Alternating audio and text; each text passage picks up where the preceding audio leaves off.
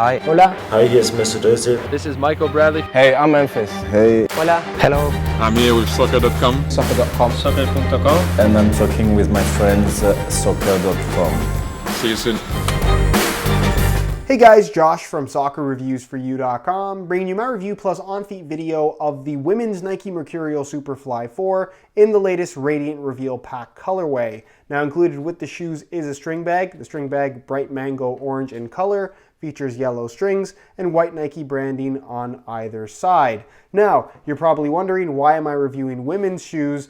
And that's because everybody can actually wear these. I know it's technically a women's shoe with women's sizing, but the fit is no different from the men's variation. The shape of the shoe is no different. Like I said, the only thing they've changed is the sizing. So if you are a guy and do want to wear these, I'm going to talk about what sizing conversion you need to do in order to actually be able to wear these, because these are, believe it or not, actually my size. So stick around, I'm going to explain that in this video. We're going to take a closer look at this very interesting colorway of the Superfly 4, talk tech specs, performance features, take a look at the weight of the shoe, and of course, go over how they fit and feel on feet. So if you are interested in learning more, please stick around and watch the entire video. If you're interested in a pair of these for yourself, be sure to check out the review page on my website. That'll be the very first link down below in the description of this video. On that page, you'll find Buy It Now links with exclusive SR4U coupon codes, where you'll be able to pick these guys up below their normal $275 retail price. So again, if you're interested in a pair, first link down below, go ahead and check it out. And with that being said, let's get right into the review. All right, to start things off, let's talk about fit and sizing. Now, as you already know, this is of course a women's shoe, which means the sizing is different from the men's variation, but that's it. That is for the entirety of all of Nike's current women's models. They're not women's fit, they don't have a different shape, they don't have a different construction. The only thing that's different is the colorway and the way the sizing works. So keep that in mind. So in order to go from men's to women's sizing, if you do want one of the women's colorways, all you have to do, it's very, very simple, is go up 1.5 sizes. So normally in a pair of Superfly 4s, I wear a men's size 9 US. So to wear a women's shoe to have the exact equivalent of that men's 9 US, I go up 1.5 sizes to a 10.5 US women's, which is what I have on my feet right now. And the fit is identical. The shape is identical. The width is identical. It is exactly the same as a men's 9 US would be. So again, keep that in mind. If you want to go from men's to women's sizing for Nike at least, all you have to do is go up 1.5 sizes from the shoe that you would normally wear in your men's size. So, like I said, fit-wise, identical. It's a Superfly 4, so it does have a tighter fit overall. That's kind of characteristic of the Mercurial line. So if you have wider feet, probably not the best option for you. The shoe doesn't really stretch or give much in terms of just width in general, just because of the construction of the upper and the elements they've incorporated. A little bit of stiffness in the heel, that's something you can kind of expect from all the mid-cut models from Nike. It's just part of the break-in process. Take things slowly. Don't wear them straight into a game. Don't wear them straight into a free kick session.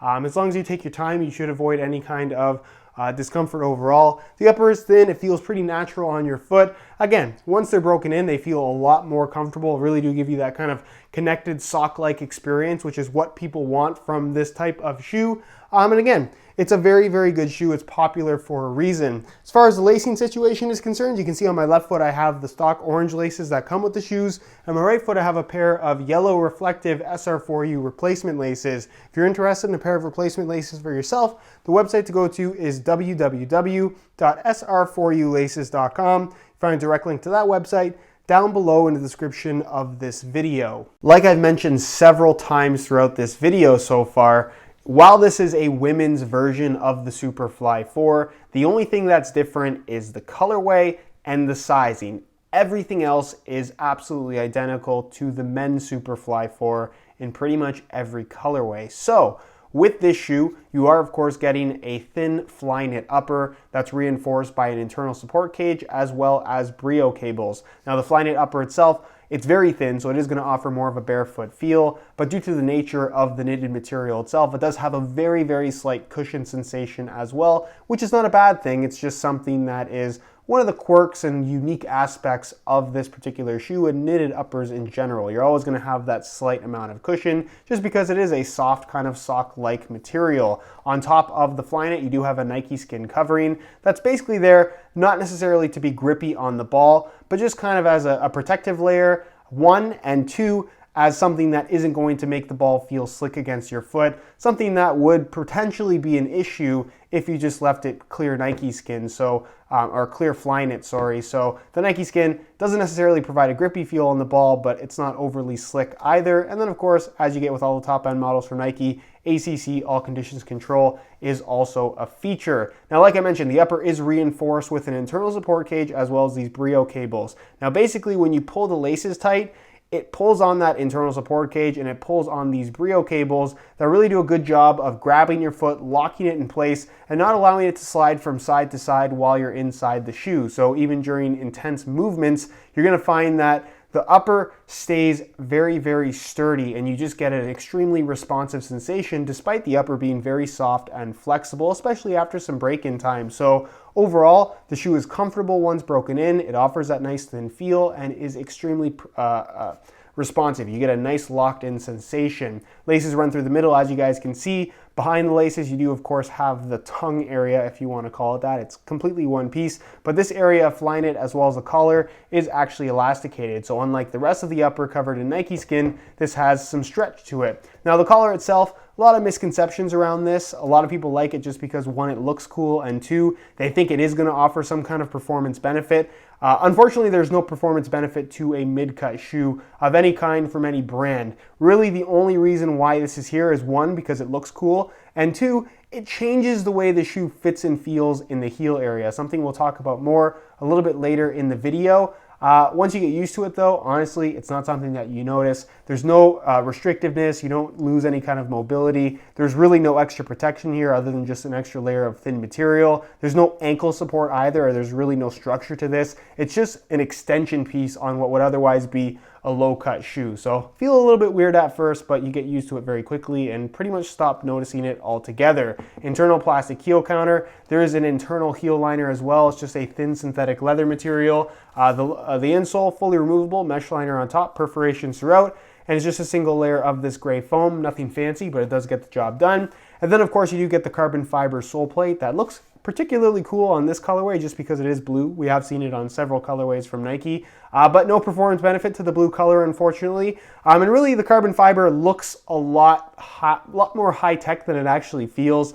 For the most part, this just feels like a regular sole plate. It's on the thinner side, so it's flexible in the right places, but it is still nice and rigid through the heel and midfoot as you would want. And then of course, this is a Mercurial. So you get the Mercurial stud pattern that offers very aggressive multi-directional traction on firm natural grass. So if you know about the Mercurial line, you probably know to expect pretty good traction. And that's exactly what you get from the Superfly 4 and really the rest of the Mercurial line for that matter. So again, as far as performance is concerned, you cannot go wrong with the Superfly 4 if you're looking for something that is thin, lightweight, and very responsive. As far as weight is concerned, obviously you guys know that the Superfly 4 is pretty lightweight at this point, but again, for the sake of comparison and for the sake of this video, we're going to compare the women's Superfly to the men's Superfly, which feature the exact same construction, just to see if there is any difference, because there isn't going to be. Spoiler alert. Anyways, got a scale right here. We're going to weigh both pairs for you today in real time. They're both in brand new condition. This is the men's Superfly 4 in a size 9 US. This is the women's Superfly 4 in the equivalent women's 10.5 US. So again, they are technically the exact same size. Very fair comparison. We'll start off with the men's version, throw it on the scale, and you can see that they weigh in at 7.1 ounces, the equivalent of 202 grams. Remember those numbers. Change the scale back to ounces, pull these off, and we'll throw on the women's version, and you can see that they weigh in at 7.05 ounces, the equivalent of 200 grams. So there is a 0.05 ounce weight difference between the two. That's basically just manufacturing variation. Not every single pair is going to have the exact same weight, but I think I proved the point in saying that both of these shoes weigh the exact same thing. The construction is exactly the same because aside from the sizing, these are exactly the same shoes. As far as the colorway itself is concerned, these are actually really nice in person. Extremely bright as well. If you're looking to stand out, these will do that for you 100%. Now I know this is a women's colorway and some people just won't want to wear it because of the fact that it's women's, but in all honesty, these are not as quote-unquote girly as some of the colorways that we have seen that have been men's releases. We've had an all-pink Superfly that was a men's release and a very popular one at that. So something that is orange and yellow, I don't necessarily think is off limits if you're a guy. Again, it just depends on your own personal preference when it comes to colorways. So what you have here is bright mango orange at the toe. It fades to what is a yellow color. It's not a Volt yellow, it's more of a traditional yellow. And honestly, the two colors together just look very, very good. You have an enlarged white Nike swoosh, so this does have a bigger Nike swoosh at the front than what we're used to seeing. It's just ever so slightly bigger, but honestly doesn't necessarily look better or worse in my opinion. It's just a Nike swoosh. I don't even think most people would notice that the swoosh is a little bit bigger. You do of course have a white swoosh right there on the heel as well. And then the exposed Flyknit, as you guys can see, is a combination of white and yellow. This is gonna get dirty at the top, especially the white right here, but that's something that you're just gonna have to live with pretty much white on any shoe. The laces are laser orange in color, which kind of doesn't match either the orange or the yellow on the shoe. It's the one aspect of the colorway that I'm personally not too crazy about. The top rim going around the edge is bright mango in color, although it does look a little bit more pink than orange in plastic form. And then of course the sole plate, blue carbon tint, which looks really, really cool. And then the stud tips, they're translucent, but on the inside they are yellow. So you do get that yellow kind of peeking through. That again, looks really, really good. It's a very interesting colorway. It's a really, I don't know, there's something about this particular colorway that I find very, I guess, refreshing in terms of just how it looks. It's very fun to look at, I guess is the best way to put it. So let me know what you guys think down below in the comment section. Do you like how these look? Why or why not? And with that being said, I'll leave you to my final thoughts. All right, guys, that is it for my review of the Women's Radiant Reveal Superfly 4 from Nike. If you guys are interested in more info, be sure to check out the review page on my website. That'll be the very first link down below in the description of this video. On that page, you'll find the high quality images of this exact pair that I took myself. That'll give you a better idea as to how they actually do look in person. And of course, you'll also find buy it now links with exclusive SR4U coupon codes. We'll be able to pick these up below their normal $275 retail price. So again, if you're interested in a pair, first link down below, go ahead and check it out. If you have any questions at all regarding the Superfly 4, more specifically, I guess, in the women's variation, leave those questions down below in the comment section, and I definitely will get an answer out to you. If you enjoyed today's video, found it helpful and informative, be sure to support it with a like. Subscribe if you haven't already for daily videos on all the latest and greatest soccer gear. You can find all my social media information linked in the description as well. And other than that, guys, hope you enjoyed today's video, and as always, thanks for watching.